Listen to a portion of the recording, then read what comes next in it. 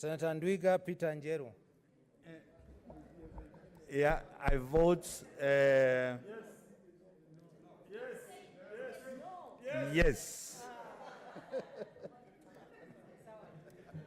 Senator Nyamunga Rose Ogendo. I vote yes. Yes. Senator Olekina Ledama.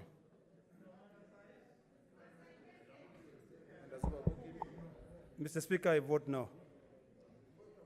Senator Omanga Millicent.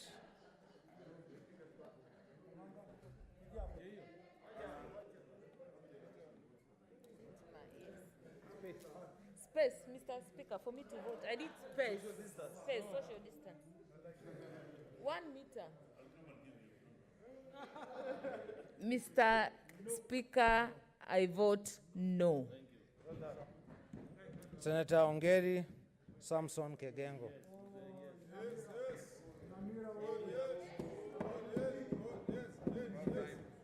I vote yes. Senator Orengo James.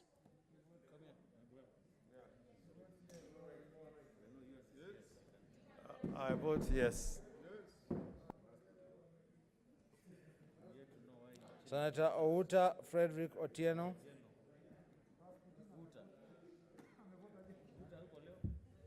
I vote yes. Senator Pareno Judith Ramaita.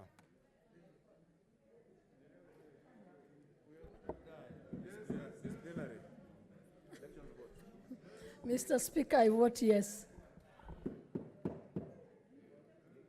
Senator Pogisio Samuel Losuron. Okay, don't crowd around. Please, let's observe some social distance. If you don't have a business there, please, let's observe that. Speaker, I vote yes. Senator Prengei Victor.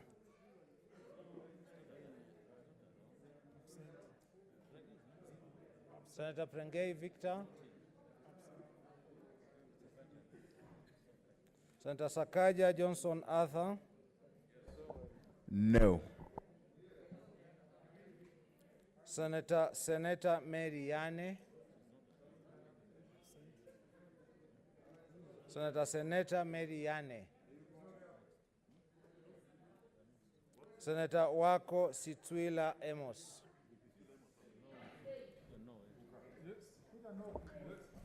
I vote yes. Senator Wambua Enoch Kio.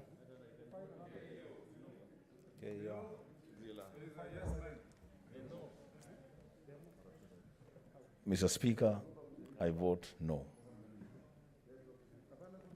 Senator Wako Naomi Jilo. Mr. Speaker, I vote no. Senator Wario Golich Juma. Mr. Speaker, I vote no. Senator Wetangula Moses Masika.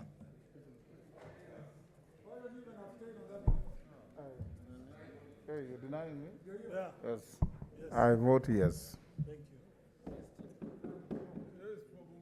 Senator Zani Agnes Philomena. I vote no.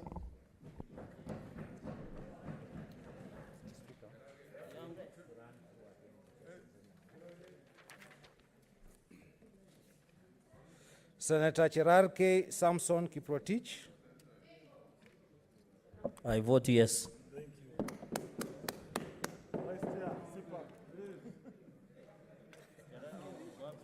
Senator Hagura. Excuse me, wait a minute. My list is incomplete. Where is it? No. I went back to the list. Oh, we go back. At the start.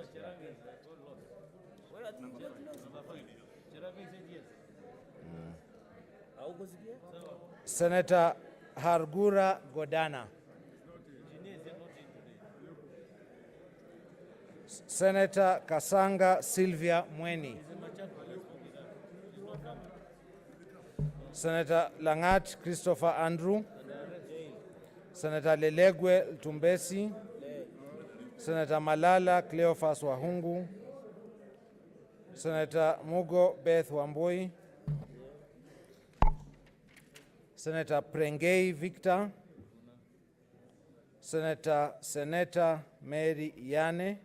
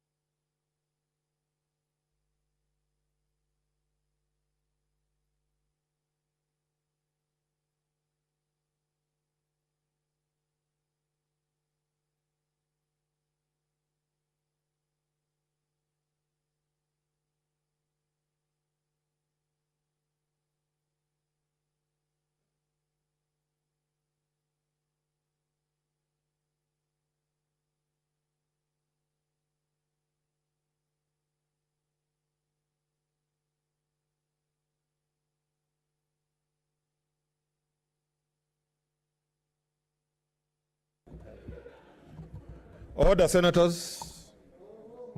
Take your seats.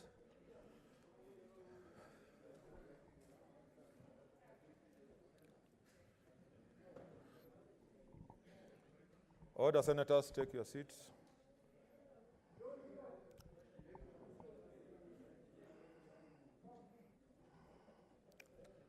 Honorable senators, take your seats. These are the results of the division. Abstentions, 0. The nays, 28. The ayes, 31. The ayes have it. Honorable senators, I want to make a pronouncement on an issue that has been brought to my attention, which you want my direction and my ruling. I want to refer to the Constitution of Kenya and the standing order. Constitution of Kenya, if you look at Article 123, decision of Senate. On election, all the members of the Senate who are registered as voters in a particular county shall collectively constitute a single delegation for purposes of Clause 4, and the member elected under Article 98(1)(a) shall be the head of the delegation. 2, When the Senate is to vote on any matter other than a bill, the Speaker shall rule on whether the matter affects or does not affect counties. 3, when the Senate votes on a matter that does not affect counties, each senator has 1 vote. 4, except as provided otherwise in this Constitution in any matter in the Senate affecting counties, A, each county delegation shall have 1 vote to be cast on behalf of the county by the head of the county delegation, or in the absence of the head of the delegation, by another member of the delegation designated by the head of the delegation. The person who votes on behalf of the delegation shall determine whether or not to vote in support of or against the matter after consulting the other members of the delegation. And C, the matter is carried only if it's supported by a majority of all the delegations. The Standing Order 78(1) says on election, all senators who are registered as voters in a particular county shall collectively constitute a single delegation for purposes of paragraph 2, and the senator elected under Article 98(1)(a) of the Constitution shall be the head of the delegation, except as otherwise provided in the Constitution. In any matter in the Senate affecting counties, each county delegation shall have 1 vote to be cast on behalf of the county by the head of the county delegation, or in the absence of the head of the delegation, by another member of the delegation designated by the head of delegation. Honorable Senators, I did indicate that I have received 2 letters from Senator Christopher Langat and Senator Malala.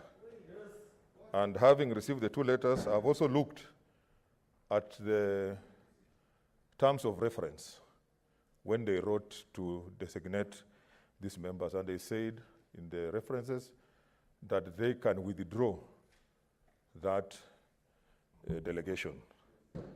Therefore, given what the Constitution says and what the Standing Order says, and we are guided by the Constitution and the Standing Orders, my hands are tied. There's nothing I can do but say that we shall follow the Standing Orders and the Constitution of the Republic of Kenya. Okay, next order.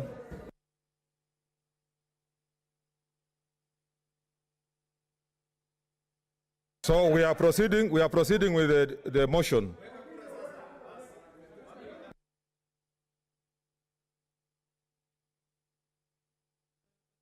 Senator Wamatangi, order, senators. We are proceeding with the amendments by Senator Were, Petronila Were. Yes, Senator Kimani Wamatangi.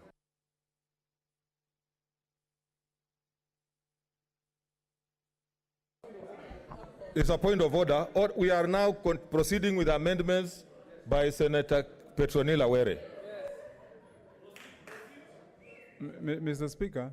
Order, senators, order. Mr. Speaker, you know, I am very restrained, and I have a lot of respect, Mr. Speaker, for the chair. I would never at any one time attempt to challenge the chair's ruling, Mr. Speaker. But just so that we are clear in our minds, at your own time, because you've already made a ruling, I would want you to, at your own time, choose a time when you give us a ruling, Mr. Speaker, on the substantive question that I would want to pose and that I posed earlier, Mr. Speaker. One, on whether giving the power to designate a member of the delegation to vote equals to authority to deny a member of the delegation to vote, Mr. Speaker.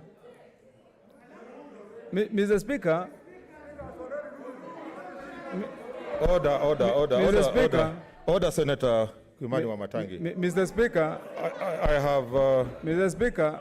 Honorable Senator. I have, Mr. Speaker. Order. I have sought your intervention. Mr. Speaker, you have permitted me to make my point. But don't challenge the ruling I've made. I have not challenged your ruling, Mr. Speaker. I have only asked you, Mr. Speaker, that at your own time, please give us clear guidance. I am ahead of a delegation myself from Kiambu. And Mr. Speaker, I know that at any one time, if there is a matter to be determined, I can designate a member of my delegation, Mr. Speaker. The question, Mr. Speaker, that will require your ruling is, does the power I have equal to denial of that member? Mr. Speaker, answer is an emphatic no. Order, Senator. Mr. Speaker, Order, Senator Wamatangi. I can designate the member. Order, Senator Wamatangi. Mr. Speaker, supposing I died tomorrow. I have order, Senator. Order, supposing senators. A member of a delegation dies tomorrow, Mr. Speaker. Order, senators. Order. Mr. Speaker, I respect your ruling, but I still persist, Mr. Speaker, that is a matter that you need to look at, Mr. Speaker. Okay. And then you guide this House, Mr. Speaker. Okay. And more comment, I read the Constitution when I was younger than you. Order, senators. Order, senators. Order, senators. I am on my feet. Order, whip, I'm on my feet. Order, senators. Senator Wamatangi. Senator Kidiomi, I'm on my feet. Senator, the whip. I'm on, Senator Kangata, I'm on my feet. There is a seat next to you. Honorable Senators, I have said in my ruling that this is a house that is anchored on the Constitution and the standing orders. They have guided me in making that ruling. Let us proceed. Senator Orengo. On a point of order, Mr. Speaker. Mr. Speaker, I respect order. And Mr. Speaker, you have made a ruling. And when a speaker makes a ruling, it's like a court of law. And unfortunately, when you make a ruling, we have no recourse for an appeal. There's nobody above you. So unless there's a substantive motion for you to review that decision, we will talk until 11. I will talk until tomorrow, and nothing can happen. That is the position. And I said at the beginning, I respect the seat where you're sitting. That when you make a ruling, whether we like it or not, it is the ruling. And I may make a lot of noise, I cannot succeed. I may not be happy, or I may be happy, but that is the ruling of the Senate, or the ruling of the Speaker. Mr. Speaker, in the circumstances, knowing what has transpired the whole day, and I'm being very genuine. In fact, Mr. Speaker, I want to be judged from the first word I uttered when this issue came before this House. And at that time, even Senator Murkomen, who never allowed me to speak, but now actually supported me that it was wrong for us to proceed to a debate without some kind of consensus. And whatever we do, you look at the figures, 29. So, Mr. Speaker, if we continue to debate until midnight, I think we are not going to achieve anything. So I plead with you that we let this matter to rest. And the first thing that should happen is that on Wednesday, Senator Haji, the chairman of the Security Committee, should hold those proceedings and report to the House. I think we need another special sitting.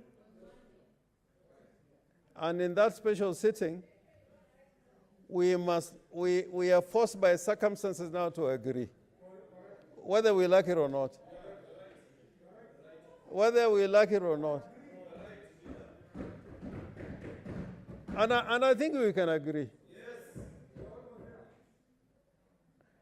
But in the current circumstances, what I can say without fear of contradiction is any further debate will be a debate in futility because you have made that ruling. And therefore, the motion that is before the House is the one by Senator Petronila Were, followed by Senator Wamatangi, followed by my motion, followed by Kibiru. And I think the way we are divided, I don't think we're going to see the light of day. So I suggest that that's the way we move. Senator Wetangula, then Senator Murkomen, then Kangata.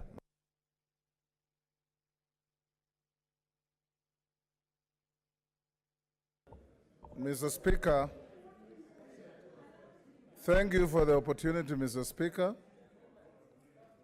Mr. Speaker, your interpretation and ruling based on the Constitution and standing orders cannot be faulted. In fact, Mr. Speaker, Senator Murkomen, Senator Orengo, and others, we recall the long, protracted arguments we had about how, when to delegate, and whether you can withdraw the delegation. The Constitution, Mr. Speaker, is clear, and the words of the standing orders are lifted word for word from the Constitution. So we agree with you that no amount of genius would have given you a different direction. But, Mr. Speaker, I want us to appreciate that this House is irretrievably polarized because of this matter. We want to make a decision, we can make a decision and live with it. But we can't make a decision and remain divided. And this country needs us to hold it together. I want to urge you, Mr. Speaker, and these members can bear me, and Senator Orengo put it on record, that when we stood out here in Akamkunji, we've come round to where we started. And I made a very candid proposal that a recess may have been necessary for us to find a common ground.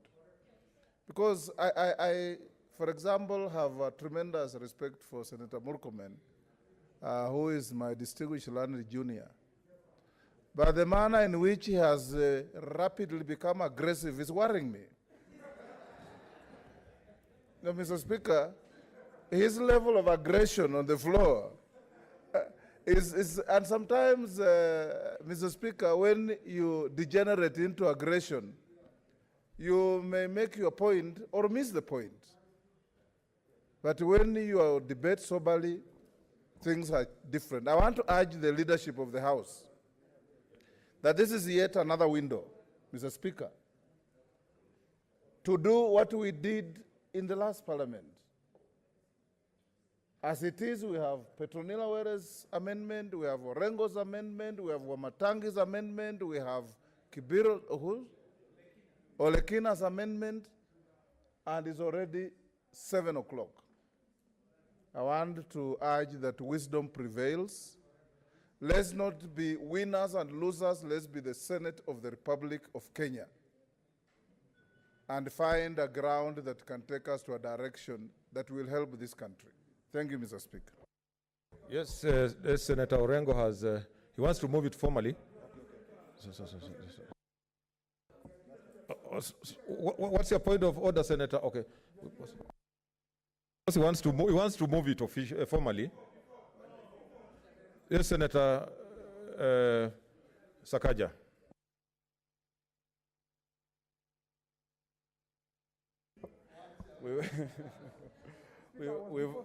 We've also been asking to speak. Mr. Speaker, a great man called Francis Bacon once said that hope is a good breakfast, but a bad supper. Mr. Speaker, this process we've come through has led us here. And where we are today, Mr. Speaker, because I assure you, the members I don't want to say on my team, it's not mine. They know what we've been doing over the last few days. Mr. Speaker, I want to urge, before Senator Orengo, and I wish Senator Orengo could listen to me, there is no social distancing and the people around you are highly suspected. Observe social distance. Sakangata and Maura. Let Senator Orengo listen to what... Yeah. Because I want to persuade you, Senator Orengo. Yeah. Mr. Speaker,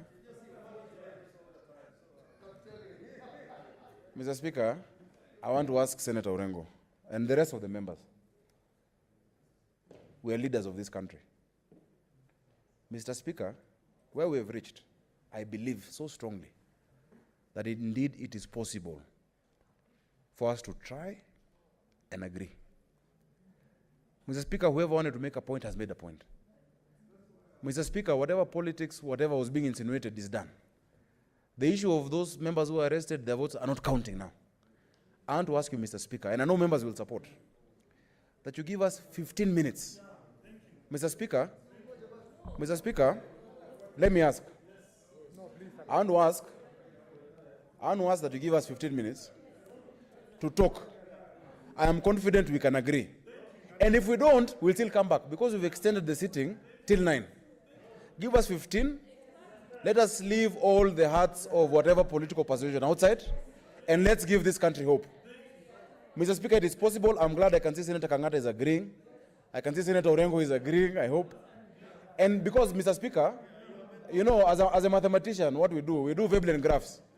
And when you do probabilities, you say you have two roots. What's your point of order, Senator Zani? I'm on a point of order. Oh. I'm on a point of order. He's on a point of order. Just let him finish. Let him finish. Mr. Speaker, in probabilities and statistics, when you draw a root diagram, you have two parts. This path is asking us for 15 minutes. We can agree or not. This other one is asking us not to go. We won't agree. Why not try, even if the probability is 25%? Leaders, let's just try. We can persuade each other. Mr. Speaker, I want you to use standing order number 1. Allow us, I believe, with the wisdom in this house, with the hearts of Kenyans, Mr. Speaker, give us even 20. And let's come back and say, okay, we didn't agree. But let us not have not tried on this day, Monday of August, Mr. Speaker. That is my only... Senator Zani.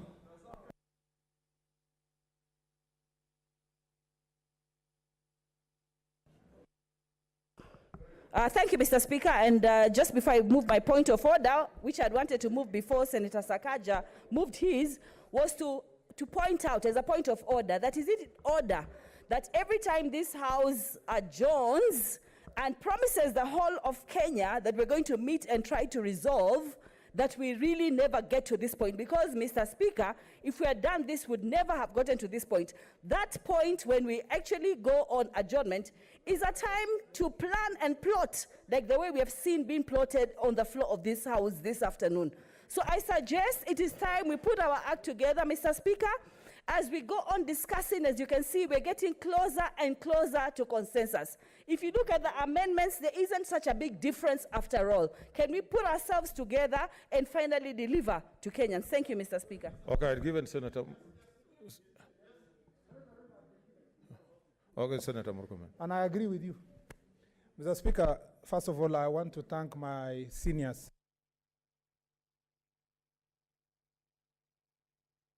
Give him the mic.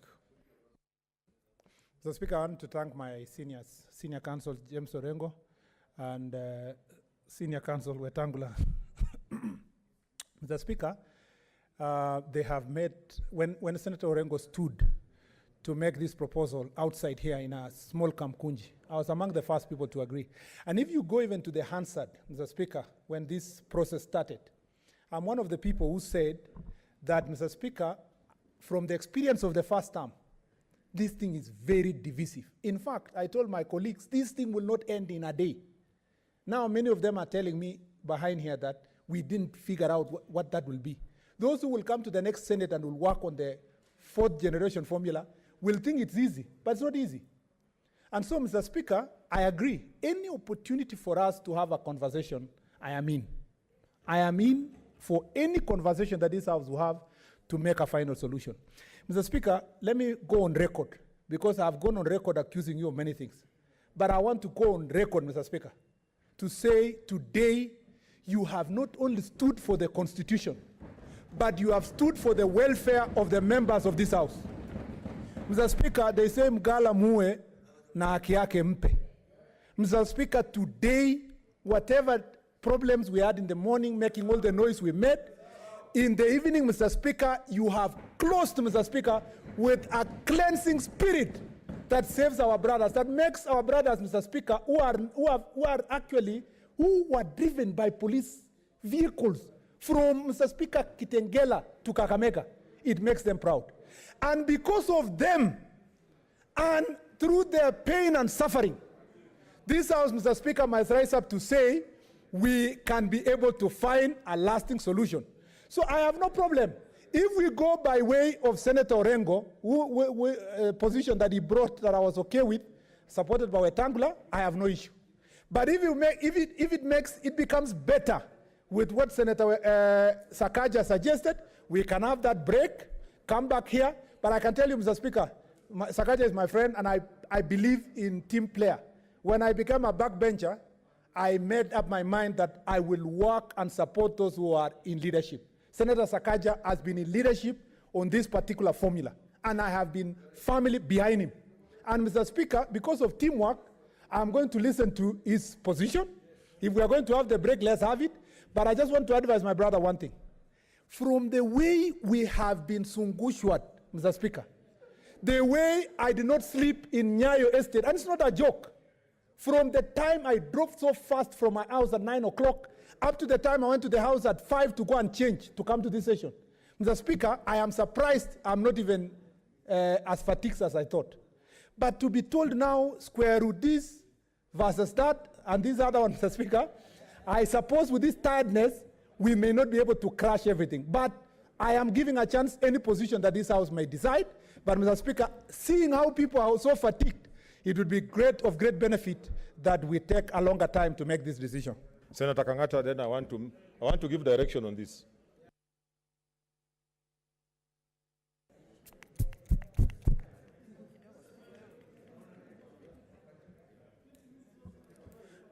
Thank you, Mr. Speaker, sir. Mr. Speaker, sir, in the entire debate on this issue, we have been on different sides with my brother and very good friend Sakaja, Honorable Sakaja Senator.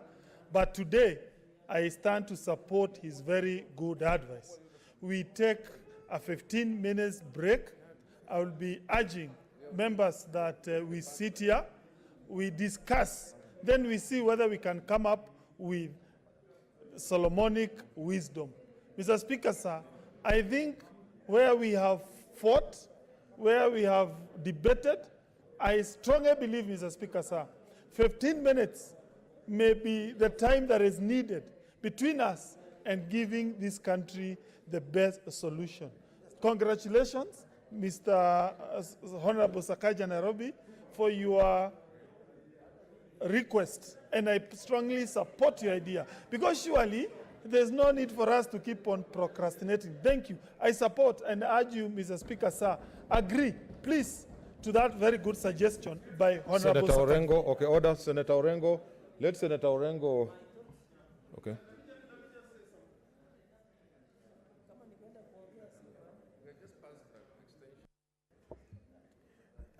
Mr. Speaker, I think I had stood here hoping to move a substantive motion for adjournment, understanding order number 105.